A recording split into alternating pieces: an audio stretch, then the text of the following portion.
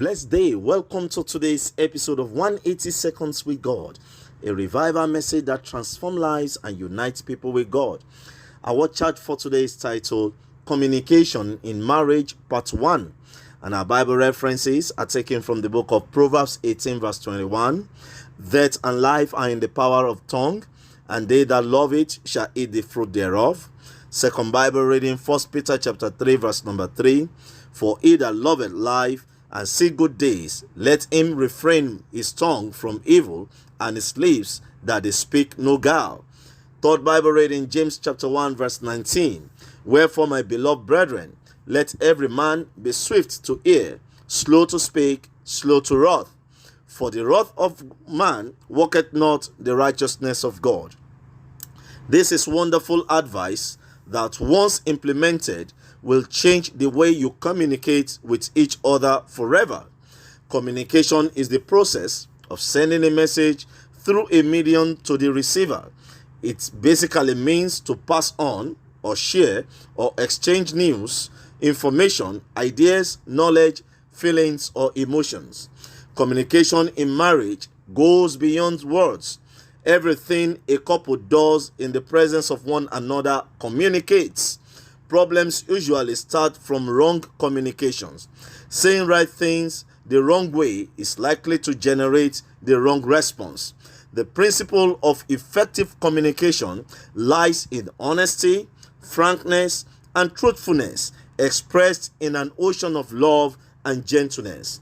If you have opened the doors of effective communication with your spouse, you are more likely to experience a happy and peaceful relationship.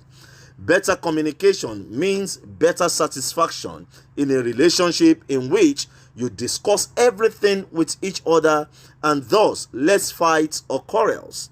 Marriages without communication, without exchange of thoughts, feelings, and emotions is unstable.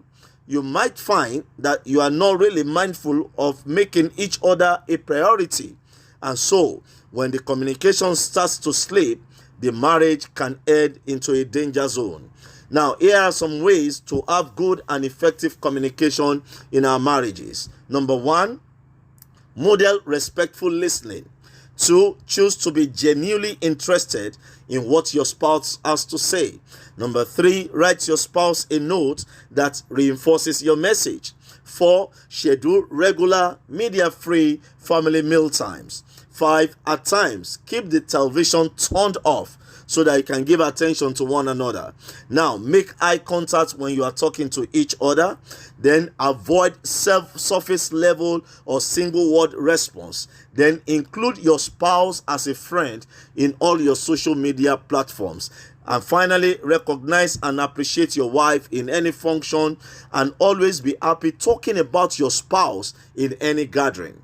In conclusion, watch the mood of your partner before you bring up issues.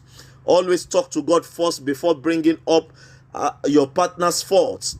Avoid discussing serious issues in the morning if your partner is not an early riser or if he or she rushes out to work. I trust God to help us improve our communication in our marriages. And if there is any marriage going through any storm now, I pray that God will step in and all matters shall be amicably resolved in the mighty name of Jesus. By the mercy and grace of God, your marriage will be a living one that God will always bless, and you have cause to testify. This is your pastor, Pastor Abiodun, Idowu.